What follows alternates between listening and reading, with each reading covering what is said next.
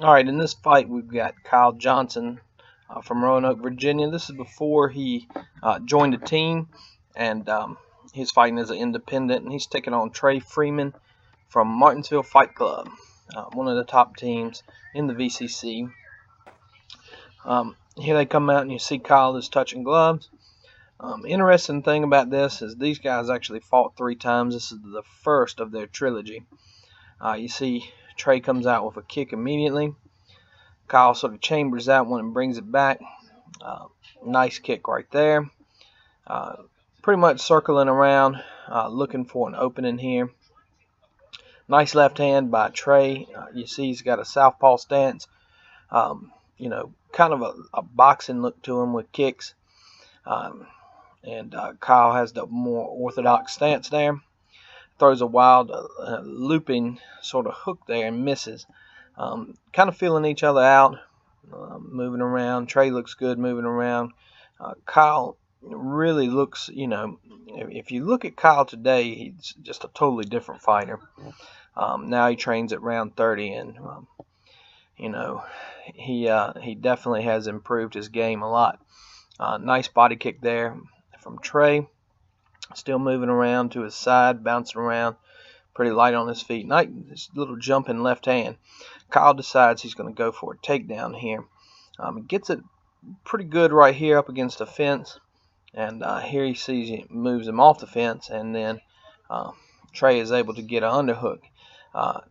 Kyle gets to his back, doesn't really get a hook in, and is looking to jump on top of his back here. Still working on that takedown. Got that right hand trapped. Trying to stick that left hook in there, but doesn't quite get it. We're back to that weird position on the fence here that you really can't tell what's going on. And looks like a takedown by Trey, which enables him to get back up and throw a left hand.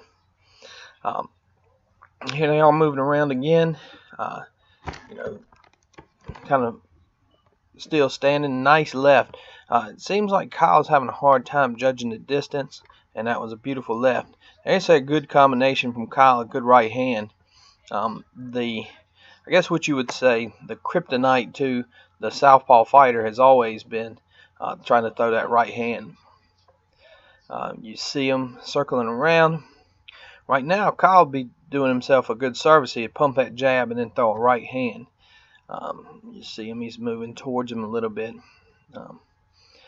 Giving Trey the opportunity to just kind of jump in and throw a punch here and there and move out of the way. Nice overhand left from Trey, moving back to his side. If you'll notice one thing about amateur fighters, a lot of times they move the wrong way. Nice little combo from both guys right there. Kyle looks pretty good standing. It doesn't seem like he's connecting with all his shots.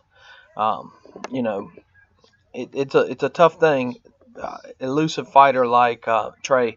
Trey's very elusive, very good at moving his head and moving around the cage. So and there you see we're at Martinsville Middle School, a really big crowd for this venue.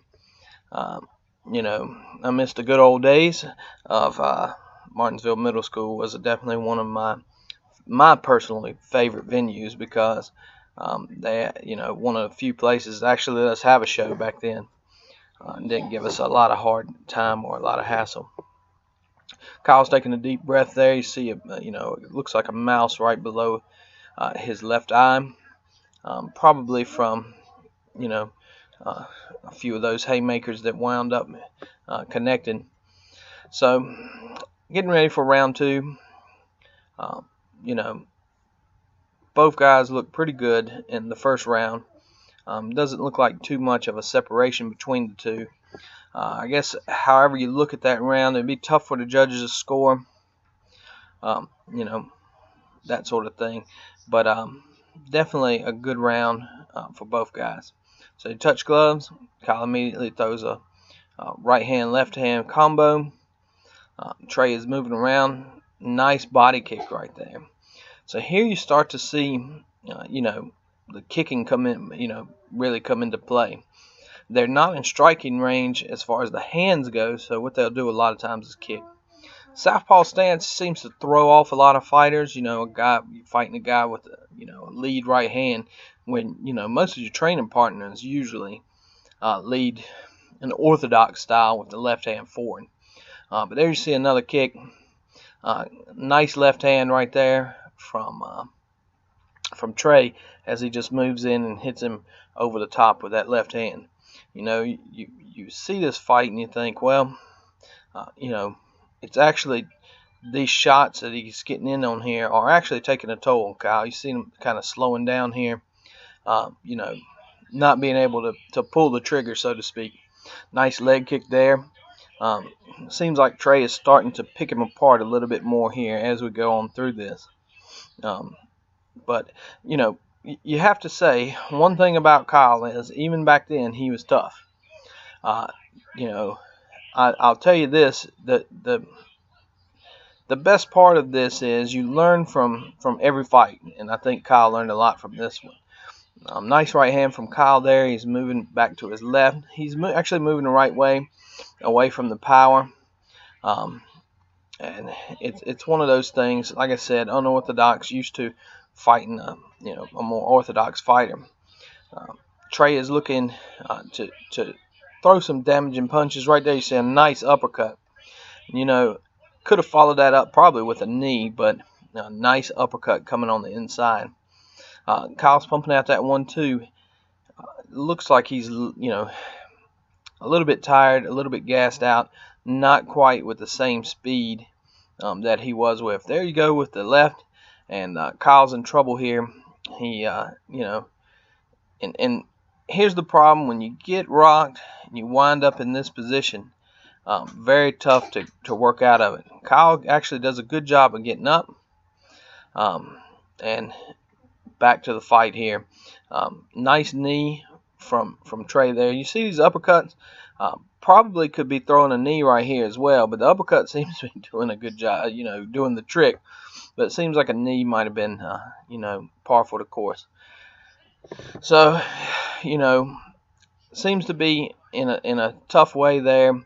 And finally, Kyle has had enough, and he goes down.